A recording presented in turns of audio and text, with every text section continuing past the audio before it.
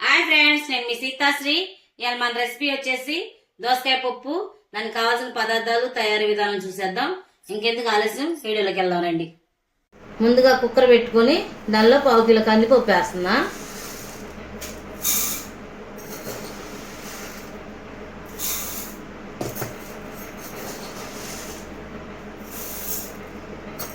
ఇవి 1/2 కిలో కందిపప్పు.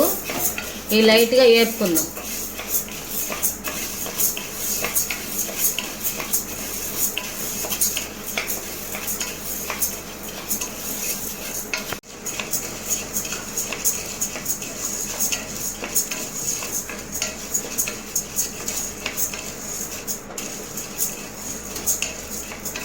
ఇవి లైట్గా వేపుకొని ఇంకా ఈ లైట్గా వేగినాయి బాగా. ఇంక శుభ్రం కడుక్కుందాం స్టవ్ ఆఫ్ చేసుకొని. ఇలా శుభ్రం కడుక్కొని దీనిలో ఒక 10 పచ్చిమిరకాయలు, 10 పచ్చిమిరకాయలు, 2 పెద్ద సైజు టమాటా, 2 మీడియం సైజు దోసకాయలు తోలు తీసుకొని ఇలా ముక్కలు కట్ చేసుకొని వేసేసుకోండి. ఒక పెద్ద సైజు ఉల్లిపాయ ఇది కూడా వేసేసుకుందాం. వేసేసుకొని దీనిలో కొంచెం 2 రెబ్బలు చింతపండు,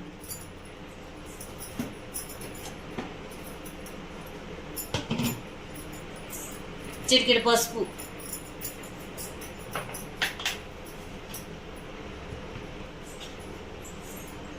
రెండు చెంచాలు కారం వేసేసుకొని వాటర్ వేసుకొని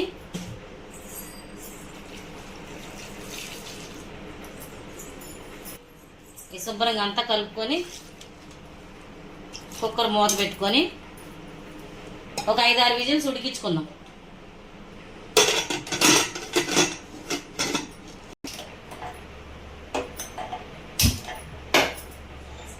శుభ్రంగా 5-6 విజిల్స్ ఉడికినాక చూద్దాం. మళ్ళీ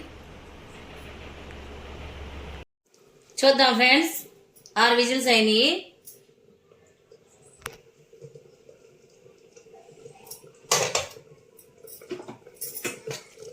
చక్కగా ఉడికిపోయింది. ఇంకా దీన్ని ఎనిపేసుకుందాం. ఇలా శుభ్రంగా మెత్తగా మెదుపుకుందాం తగినంత సాల్ట్ వేసుకొని.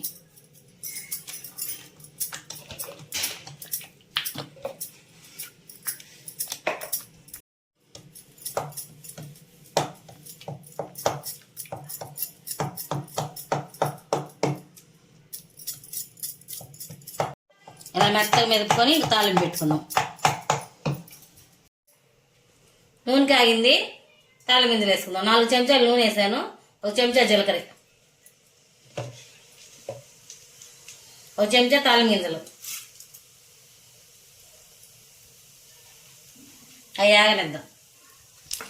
తాలింపు గింజలు వేగినాయి. ఎండుమిరకాయలు వేసుకుందాం. 3 ఎండుమిరకాయలు తీసుకొని ఇలా వేసేసాం. దీనిలో కచ్చా పచ్చగా దంచుకుని 4-5 ఎల్లిపాయలు వేసేద్దాం.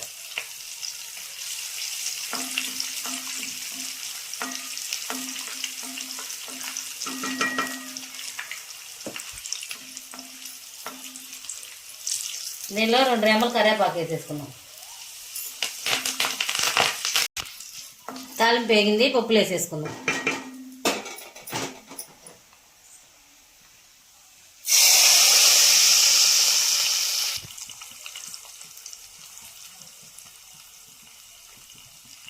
శుభ్రం కలుపుకుందాం దీన్ని.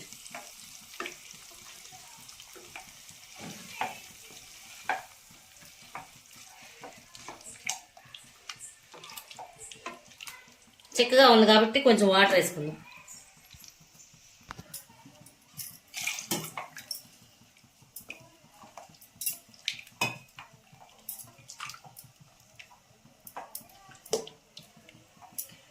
దీనిలో కొంచెం కొత్తిమీర వేసుకుందాం. ఒక 1/2 గ్లాసు వాటర్ బట్టి నాకు వేసాను. ఇందులో కొంచెం కొత్తిమీర తీసుకొని వేసేసుకుందాం.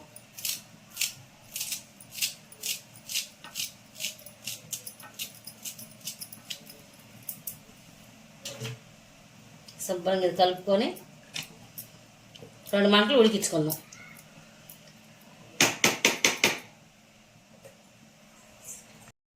చూద్దాం ఫ్రెండ్స్. చక్కగా ఉడికిపోయింది. ఇంక స్టవ్ ఆఫ్ చేసుకొని సర్వ్ చేసుకుందాం. అయిపోయింది ఫ్రెండ్స్. నేను చేసిన దోసకాయ పప్పు మీకు నచ్చినట్లయితే లైక్ చేయండి, షేర్ చేయండి, సబ్స్క్రైబ్ చేసుకోండి.